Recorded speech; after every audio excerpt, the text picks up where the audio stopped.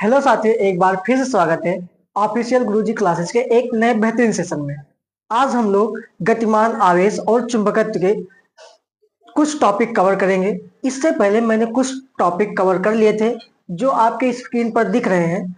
इसको मैंने अगले वाले वीडियो में बता दिया था। अब यहाँ पे पहला टॉपिक क्या था, यहाँ पर चुंबकीय क्षेत्र था, फिर उसकी डिस्कवरी थी, फिर उसके बाद ऑर्स्टेड का प्रयोग था, फिर उसके बाद बायो-सेवर्ट का नियम था। अब मैंने बायो-सेवर्ट के नियम में इसके वेक्टर फॉर्म तक पढ़ लिया था। आज हम लोग इसके स्पेशल केसेस से स्टार्ट करेंगे और कुछ नए टॉपिक भी हम लोग पढ़ेंगे। तो आइए हम लोग स्टार्ट करते हैं। कहाँ तक पहुंचे थे हम लोग? तो हम लोग यहाँ तक पहुंचे थे वेक्टर फॉर्म तक। आज हम लोग इसके कुछ स्पेशल केसेस देखेंगे, स्पेशल केसेस देखेंगे। तो देखो, सबसे पहले स्पेशल केस देखते हैं हम लोग। Special cases, special cases. पहला केस ये है, अगर मान लीजिए जो भी हमारे पास डीएल यानी अवयव है और जो भी हमारे पास दूरी सदिश आर है, अगर इन दोनों के बीच एंगल कितना बन रहा है, 0 डिग्री बन रहा है, तब जो भी चुंबकीय क्षेत्र होगा वो किसके बराबर होगा? 0 के बराबर होगा। कैसे? देखो, फॉर्मूला हमारे पास कितना होता है, B equal to mu not upon 4 pi IDL sine theta divided by R square, ये होता है। अब यहाँ पे थीटा को कितनी रखनी है? 0 डिग्री रखनी है। कितनी रखनी है? 0 डिग्री। अगर हम लोग यहाँ पर 0 डिग्री रखेंगे तो यहाँ पे कितना आ जाएगा? तो यहाँ पर आ जाएगा साइन 0 म्यू नॉट अपॉन 4 पाई, और यहाँ पर आईडीएल साइन 0, और नीचे कितना आ जाएगा? R square. अब यहाँ पे साइन 0 का मान कितना होता है मित्रों? तो यहाँ पे साइन 0 का मान कितना होता है? तो साइन 0 का मान होता है 0।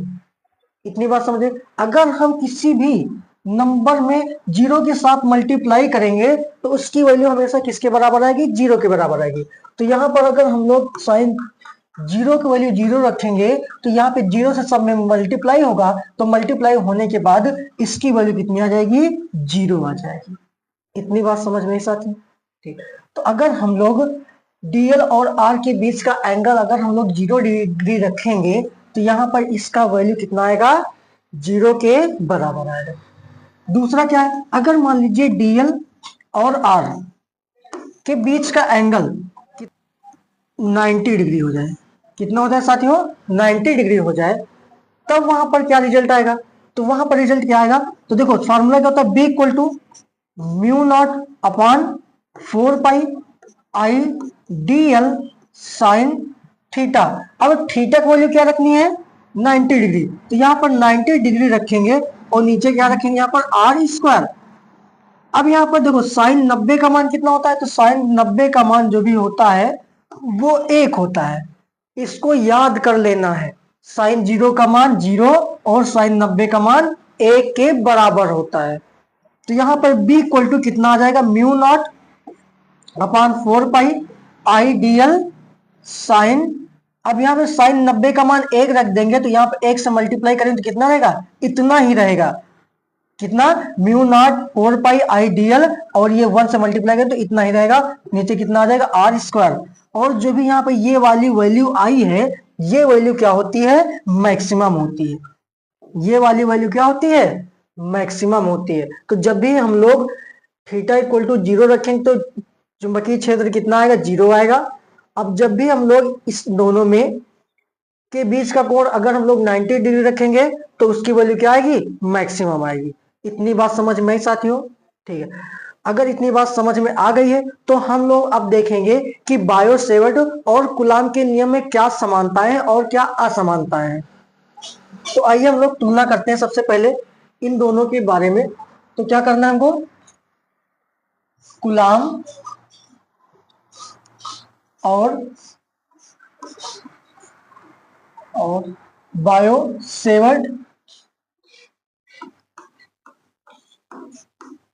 बायो-सेवर्ट के नियम की तुलना।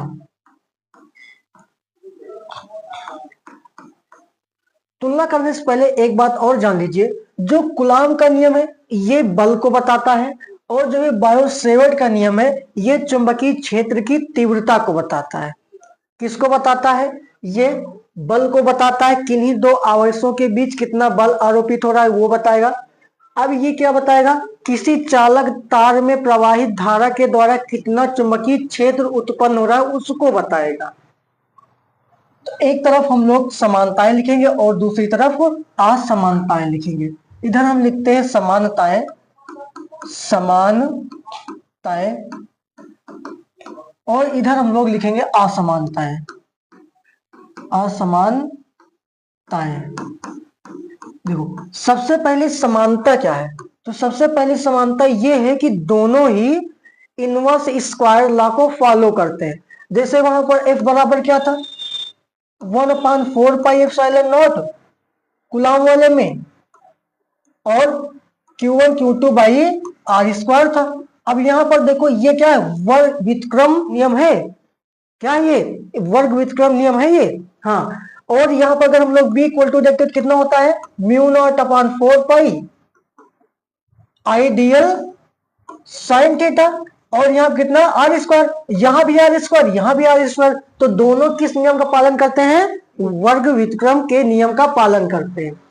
दोनों ही किस नियम का पालन करते हैं? तो दोनों वर्ग व्युत्क्रम के नियम का पालन करते हैं। तो यहाँ पर पहला पॉइंट क्या लिखना है? दोनों नियम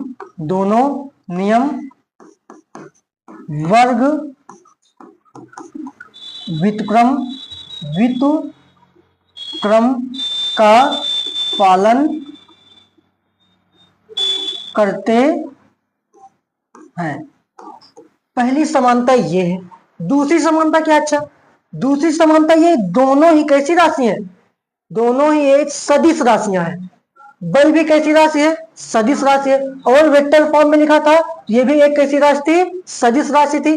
तो यानी दोनों ही कौन सी राशि हैं? सदिश राशि हैं। दोनों ही, दूसरी समानता क्या है? दोनों ही सदिश राशियां हैं। इतनी बात समझ में आई। पहला दूसरा डिफरेंस, पहला दूसरा समानता हुआ। अब तीसरी समानता क्या हो सकती है इसमें? तीसरी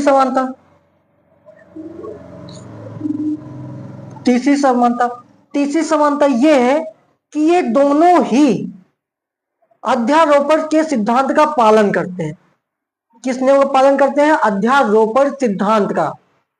तो दोनों ही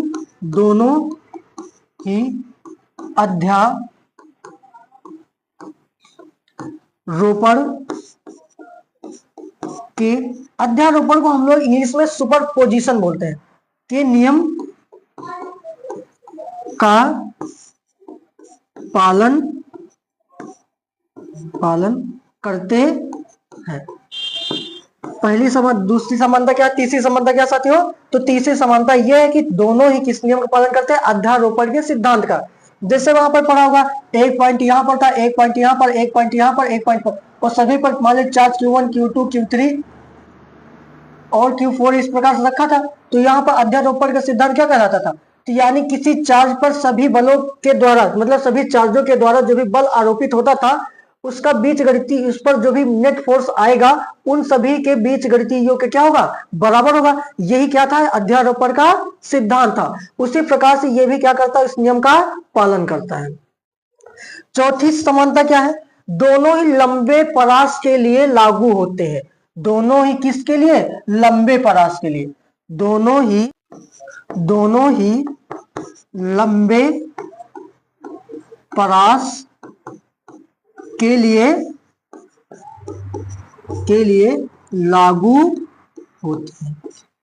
लागू होते हैं। इतनी बात समझ में आई कि नहीं आई? दोनों ही लंबे परास, चाहे चार्ज जहां जितनी दूर रख दिया जाए वहां पर कौन सा बल लगेगा? कूलाम का बल लगेगा। धारा भले ही दूर जाते हुए उसकी जो भी क्षमता है वो कम हो जाए, लेकिन वहां पर कुछ ना कुछ तो उस बल का कुछ ना कुछ अनुभव जरूर होगा। उसी प्रकार से यहाँ पे किसी कंडक्टर के द्वारा जो भी वहां पर चुंबकीय क्षेत्र उत्पन्न होगा, भले ही दूर जाने पर उसकी वैल्यू कम हो जाए, लेकिन कुछ ना कुछ इफेक्ट वहां पर जरूर होगा। तो ये जो ही दोनों नियम है ये एक लंबे परास के लिए भी लागू होते हैं। क्यों? क्योंकि जो भी चुंबकीय बल रेखाएं होती है वो कहां से निकलती है? चुंबक से अनंत तक जाती हैं। अगर एक चुंबक है तो कहां जाएंगी? उसके चारों ओर लंबी दूर तक फैलेंगी। और जो भी आवेश है उसमें भी क्या बल रेखाएं क्या होती हैं? बहुत दूर तक फैलती हैं। तो ये किसके लिए एप्लीकेबल है? लंबे परास के लिए भी ये क्या होते हैं? लागू होते हैं। अब हम लोग देखते हैं असमानताएं क्या है। तो असमानताएं क्या? तो पहली असमानता देखते हैं हम लोग।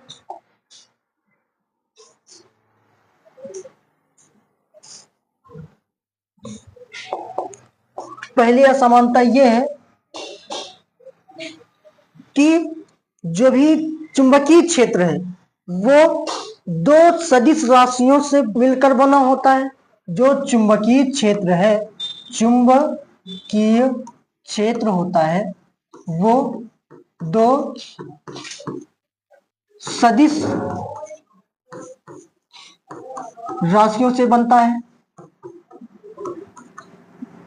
राशियों से बनता है। अब वहां पर दो सदिश राशियां क्या थी? एक हमारी सदिश राशि क्या थी? डीएल थी। और दूसरी सदिश राशि क्या थी? दूरी सदिश थी। एक ये वाली और ये वाली। इन दोनों जो भी चुंबकीय क्षेत्र होता है वो दो सदिश राशियों से मिलकर बना होता है या दो सदिश राशियों से बनता है। किस कौन कौन सी?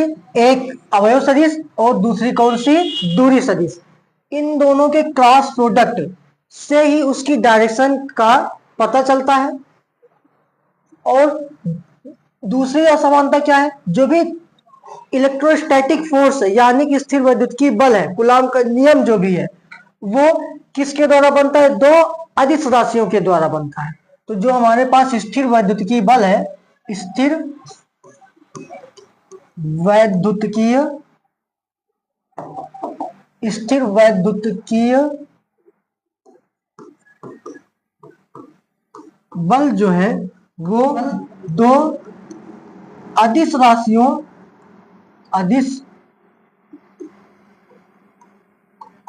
राशियों से बनता है।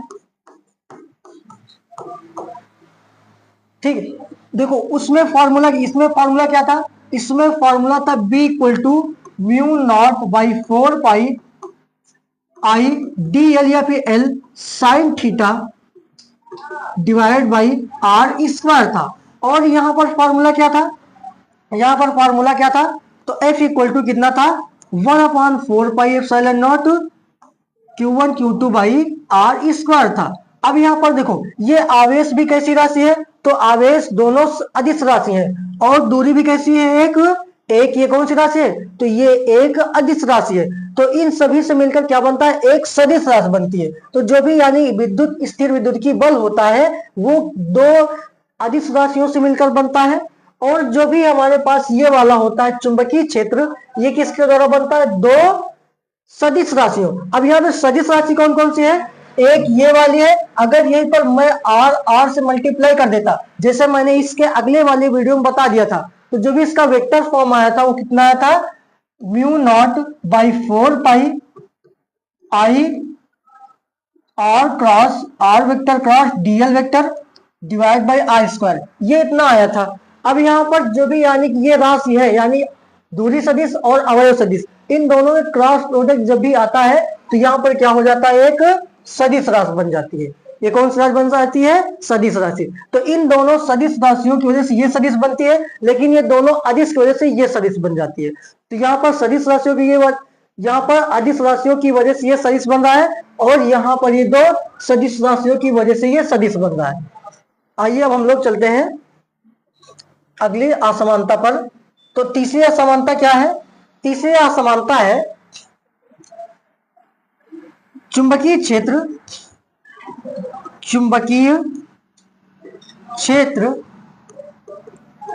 क्षेत्र साइन या फिर ज्या पर निर्भर करता है।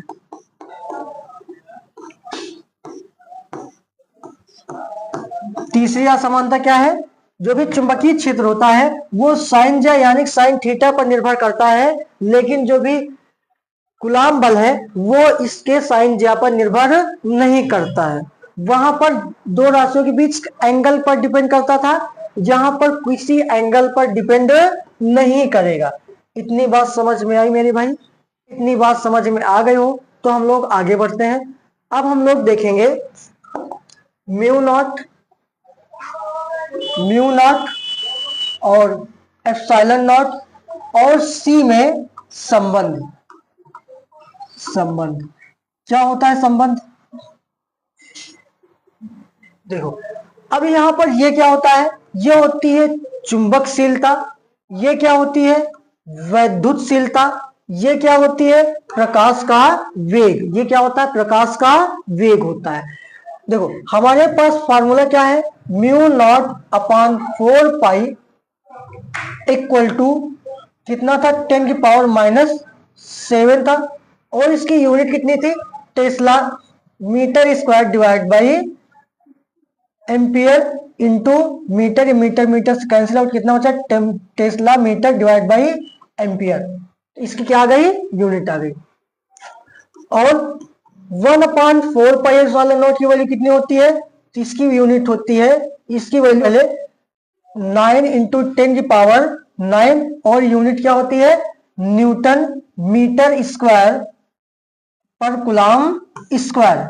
यूनिट क्या होती है न्यूटन मीटर स्क्वायर पर कूलाम स्क्वायर।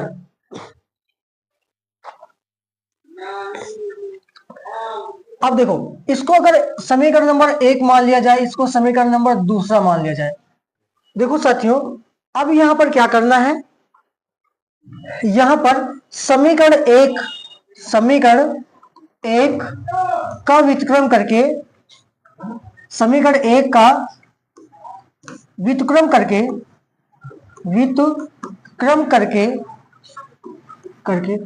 समीकरण 2 से गुणा करने पर क्या करने साथियों, समीकरण 1 का व्युत्क्रम करके फिर उसमें क्या करना समीकरण 2 का गुणा करने पर, तो कितना आ जाएगा हमारे पास। तो समीकरण 1 का व्युत्क्रम क्या होता है, तो व्युत्क्रम साथियों ये होता है कि जो भी अंश पर रहता है वो हर पर चला जाता है, और जो भी हर पर रहता है वो कहां चलाता है अंश पर चलाता है। तो ये अंश है और ये वाला हर है। अब यहाँ पे इसके पास अंश क्या है, ये 10⁻⁻7 है, और हर क्या मान लेंगे 1 मान लेंगे।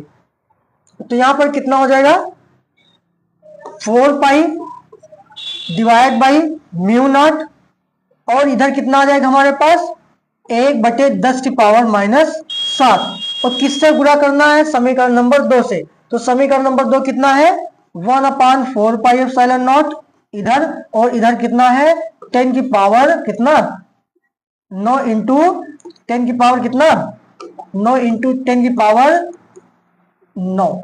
यहां से देखो ये कैंसिल आउट, यहां से 4 पाई कैंसिल आउट, कितना बचा म्यू नॉट एप्सिलॉन नॉट बराबर, इसको ऊपर भेज देंगे तो कितना आ जाएगा हमारे पास 9 इंटू 10 की पावर 9, इसको ऊपर भेजेंगे नीचे पावर किस में है तो माइनस में है, ऊपर जाए किस में हो जाएगी मित्रों, तो यहां पर ये प्लस में हो जाएगी। तो यहां पर हमारे पास कितना आ जाएगा 9 इंटू 10 की पावर कितना आ जाएगा 16 आ जाएगा। अब जो भी पावर होती है अगर पावर प्लस में है और पावर गुणा में है तो वहां पर क्या होगा पावर का एडिशन होगा यानी ऐड होगा, तो 9 7 कितना हो जाएगा 16 हो जाएगा। तो यहां पर वैल्यू इसकी कितनी आई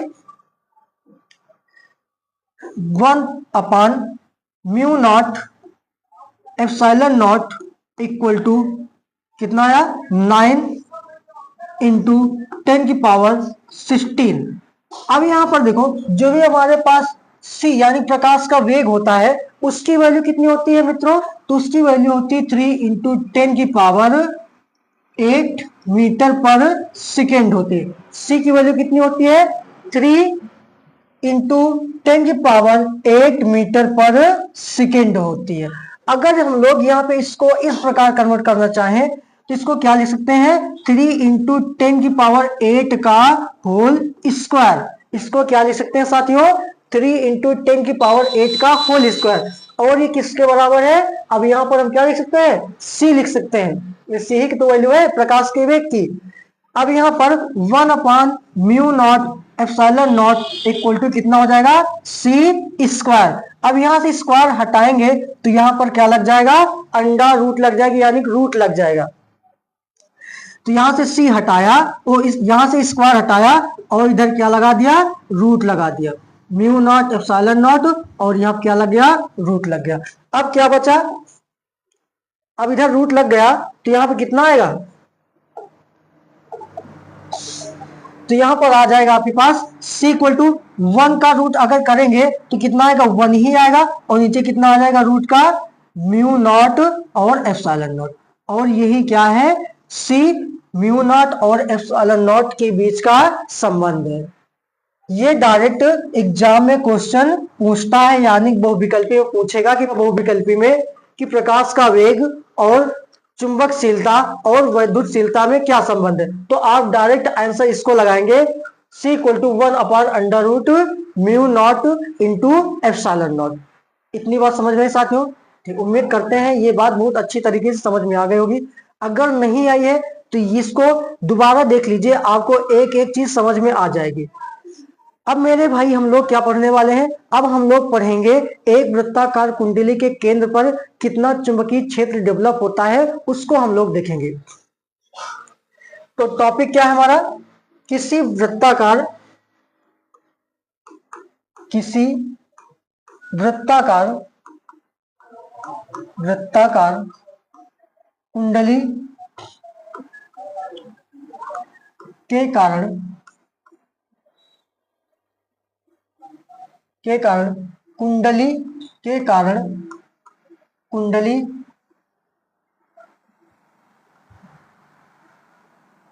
कुंडली के केंद्र पर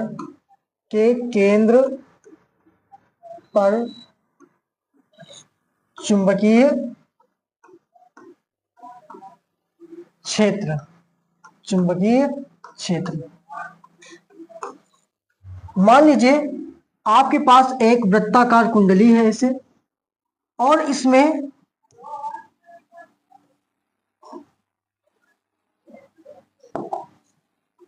ये वृत्ताकार कुंडली साथियों, और इसमें एक सोर्स द्वारा इसमें करंट फ्लो हो रही है,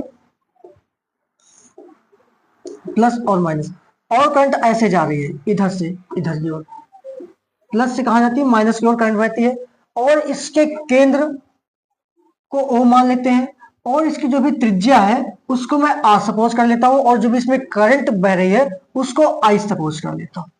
मैंने देखो आपको यहाँ पे स्क्रीन पर एक वृत्ताकार लूप दिख रहा है, जिसमें मैंने क्या सपोज किया है, इस वृत्ताकार में आई करंट फ्लो हो रही है, और इसकी जो भी त्रिज्या है वो कितनी है, आर है, और जो भी इसमें इसका केंद्र है वो कितना है, ओ है, और जो भी यहाँ पर इसका एक एलिमेंट चूज कर लेते हैं जिसको हम लोग डीएल के नाम से जानेंगे, और इस डीएल के कारण यहाँ पर एक चुंबकीय क्षेत्र डेवलप होगा, उसको हम मान लेते हैं यहाँ पर डेल्टा बी। फिर से साथियों एक बार देखते हैं, मैंने एक वृत्ताकार कुंडली लिया है जिसमें मैंने एक बैटरी सोर्स लगाया है, जिसकी वजह से यहाँ पे आई करंट फ्लो हो रही है, और इस वृत्ताकार जो भी कुंडली है इसमें मैंने त्रिज्या आर मान लिया है, और उस कुंडली में से मैंने एक छोटा सा अवयव डीएल लिया है, जिसकी वजह से उसके केंद्र पर जो भी चुंबकीय क्षेत्र डेवलप हो रहा है वो कितना हो रहा है, डेल्टा बी डेवलप हो रहा है। अब यहां पर देखो, अगर यहाँ पे डेल्टा वी है तो करंट की डायरेक्शन क्या होगी, ऐसे होगी, यानी इधर से जाएगा ये। अब यहां पर देखो ये आर है और यहाँ पे क्या डीएल है, तो त्रिज्या हमेशा वृत्त पर क्या होती है, लंबवत होती है। त्रिज्या हमेशा वृत्त पर क्या होती है, लंबवत होती है। तो यहाँ पर डीएल और आर के बीच का एंगल कितना बनेगा मित्रों, तो यहाँ पे डीएल और आर के बीच एंगल कितना बनेगा, 90 डिग्री बनेगा। याद रखना, किसी वृत्त में त्रिज्या उसकी परिधि पर क्या होती है, लंबवत होती है। त्रिज्या किसी वृत्त की परिधि पर क्या होती है, लंबवत होती है। तो अगर यहाँ पर लंबवत होगी, अगर यहाँ पे छोटा सा मान ले, तो यहाँ पर इसके बीच का एंगल कितना बनेगा, 90 डिग्री बनेगा। इतनी बात समझ में है कि नहीं आई। तो आइए हम लोग इसको ही लिखते हैं, माना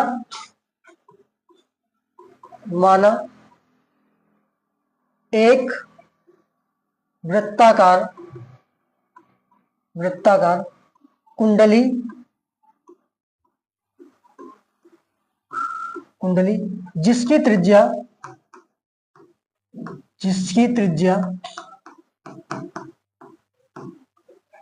R है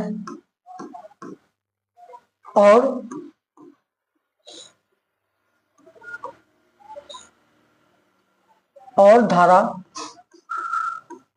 कैपिटल I प्रवाहित हो रही है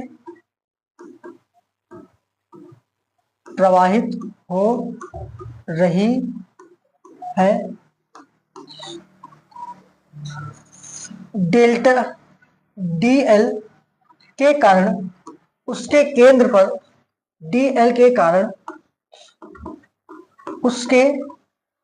उसके किसके मतलब कुंडली के, उसके ब्रैकेट में कुंडली के केंद्र पर चुंबकीय क्षेत्र डेल्टा B है या फिर DB है। अब छोटा सा अवयव ले रहे हैं तो यहां पर जो भी डेवलप होगा चुंबकीय क्षेत्र कितना होगा, थोड़ा सा होगा, डेवलप होगा। अगर हम लोग यहाँ पे बायो-सेवर्ट के नियम के अनुसार देखें तो बायो-सेवर्ट के नियम के अनुसार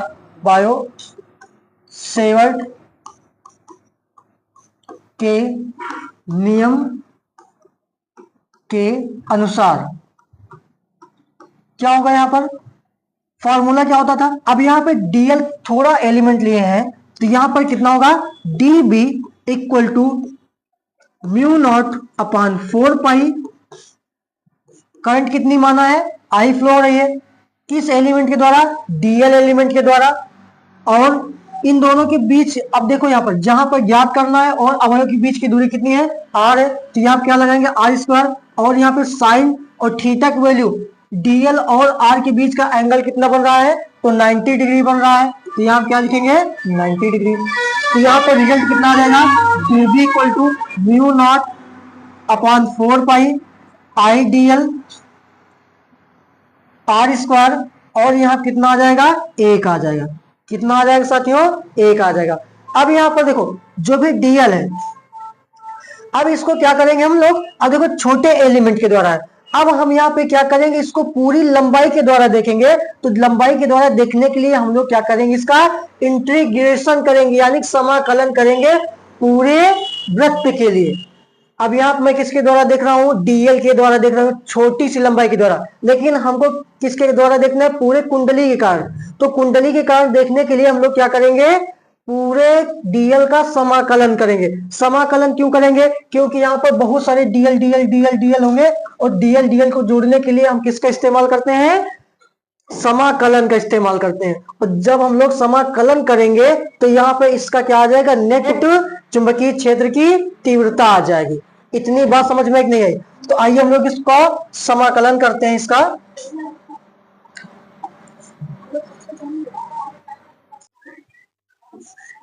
समाकलन करने पर यहां पे समाकलन करेंगे DB इक्वल टू यहां कितना, अब देखो यहां पर ये पूरा क्या है, एक कांस्टेंट है। और क्या होगा, R किसी वृत्त के लिए फिक्स होता है, करंट भी फिक्स होता है और ये भी क्या होता है, फिक्स होता है। तो ये हमारी कौन सी राशि है, एक कांस्टेंट यानी कि अचर राशि है।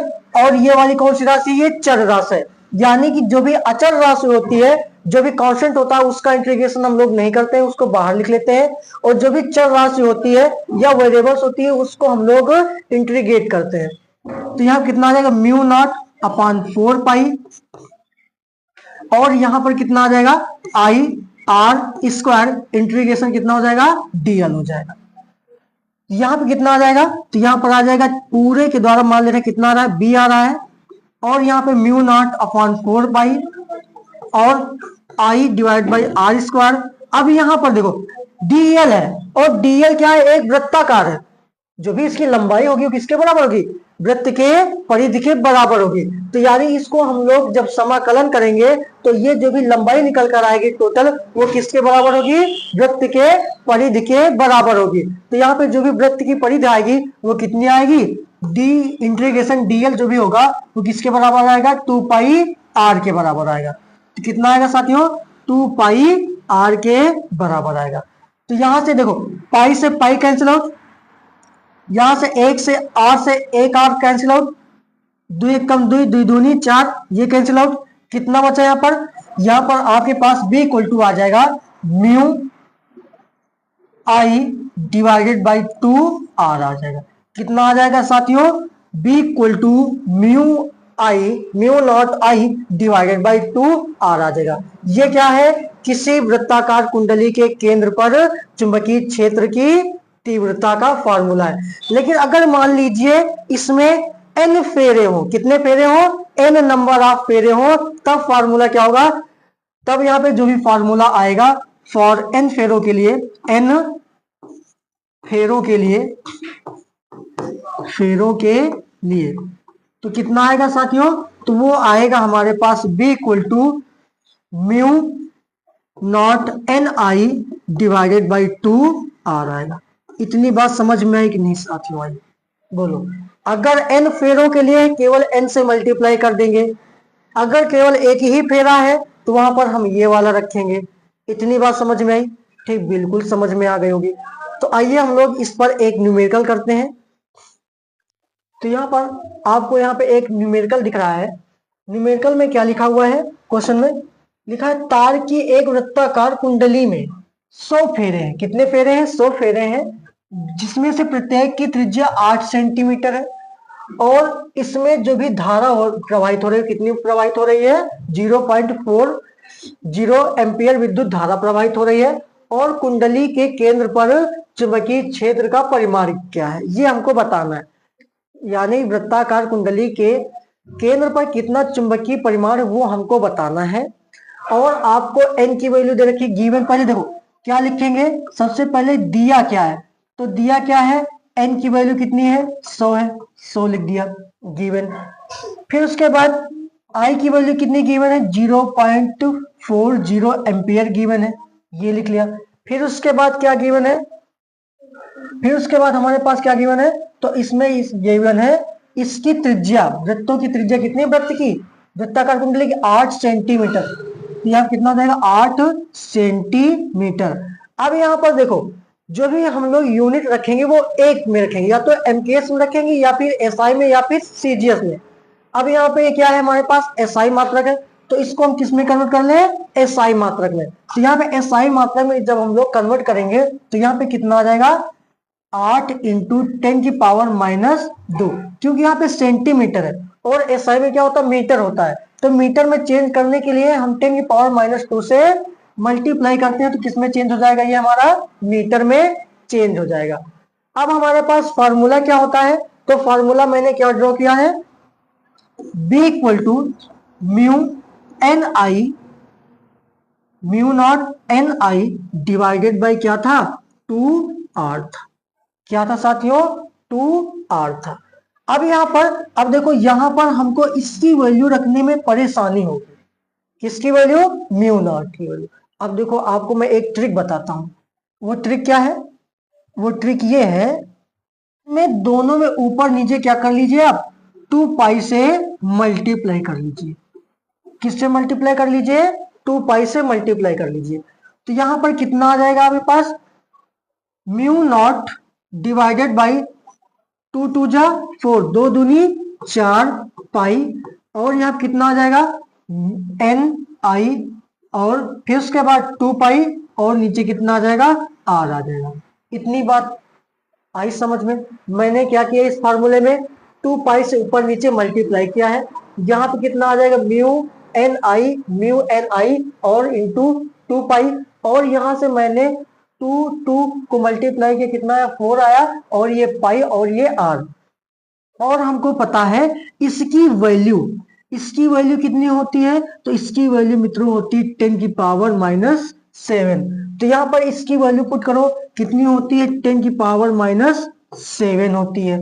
फिर उसके बाद क्या लिखा हुआ है n, n की वैल्यू कितनी दे रखी है 100 रख दिया, फिर इंटू इंटू, फिर उसके बाद यहाँ पर कितना i की वैल्यू कितनी 0.40, कितना 0.40 एम्पियर, फिर उसके बाद इसकी वैल्यू कितनी दो रख दिया, इसकी वैल्यू कितनी, इसकी वैल्यू होती है पाई की वैल्यू 3.14, तो यहाँ पे इसकी वैल्यू रख दीजिए 3.14, और यहाँ पर r की वैल्यू कितनी, तो r की वैल्यू मित्रों कितनी 8 इंटू 10 की पावर -2, कितनी 8 इंटू 10 की पावर -2। अब यहां से काटो कितना हो जाएगा 2 2 जा 4, 2 4 जा 8, 2 1 जा 2, 2 4 जा 8, फिर उसके बाद 4 1 कम 4, 4 1 कम 4, 4 शून्य 0, कितना आ जाएगा यहाँ पे कितना आ जाएगा 0.10 या फिर 0.1, दोनों एक ही चीज है, चाहे 0.10 कहे चाहे 0.1 कहे, क्योंकि पॉइंट के बाद जो भी जीरो होती है उसकी वैल्यू कुछ भी नहीं होती है। तो यहाँ पे कितना आ जाएगा मित्रों, अब देखो यहाँ पर ये किस में है, ये हर में है, और अगर हर में कोई भी चीज माइनस में होती पावर में तो वो ऊपर जाके किस में हो जाती है, वो हो जाती है प्लस में। तो यहाँ पे कितना है 10 की पावर -7, और 100 से इसको मल्टीप्लाई करेंगे तो कितना आ जाएगा 1 आ जाएगा। यहां से 100 से अगर 0.10 में या 0.10 में मल्टीप्लाई करेंगे तो इसकी वैल्यू कितनी आ जाएगी 1 आ जाएगी, ठीक 1 आ जाएगी। और यहाँ पे कितना है 3.14 इतना आ जाएगा, फिर उसके बाद ये ऊपर चला जाएगा तो यहाँ पे कितना होगा 10 की पावर -2 हो जाएगा। अब लेकिन यहाँ पे माइनस था तो यहाँ पे चाहे किस में हो जाएगा प्लस में हो जाएगा, तो चाहे प्लस लिखे और चाहे प्लस ना लिखे तो यहाँ पे कितना आ जाएगा हमारे पास प्लस का 2 आ जाएगा। अब यहाँ पे इससे 1 से मल्टीप्लाई करेंगे 3.14 का कितना आ जाएगा 3.14, और यहाँ पे इन दोनों का मल्टीप्लाई करेंगे तो कितना आ जाएगा, और मल्टीप्लाई में पावर क्या होता है ऐड होता है, और जो भी घटने वाली होती है तो घट जाती है, जो भी जुड़ने वाली होती है वो जुड़ जाती है। अब यहाँ पे एक माइनस में एक प्लस में है तो माइनस प्लस क्या होगा माइनस होगा, और जब 7 में से 2 घटाएंगे तो यहाँ कितना बचेगा -5 बचेगा, और जो भी ये वैल्यू आई है यही क्या होगी आपके चुंबकीय क्षेत्र की वैल्यू होगी, और ये किस में आएगा टेस्ला में आएगा, कितने में आएगा साथियों ये, तो ये टेस्ला में आएगा। ये इसका क्या था आंसर।